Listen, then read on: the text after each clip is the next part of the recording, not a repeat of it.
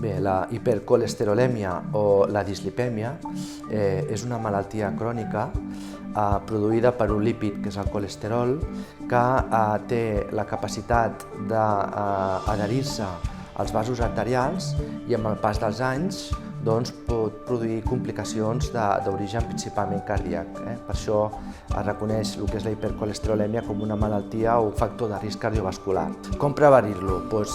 Vigilar amb els aliments que més colesterol porten. Quins solen ser? Sobretot els fregits, els cuinats, els fregits són els que més colesterol tenen. A nivell del que són els embotits en general, sobretot el que és el formatge i els embotits forts.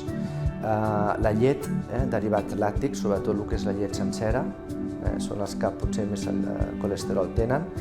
I no només a l'hora de prevenir-lo els hàbits alimentaris, sinó practicar un bon exercici físic també és una mesura de prevenció per baixar o mantenir el colesterol.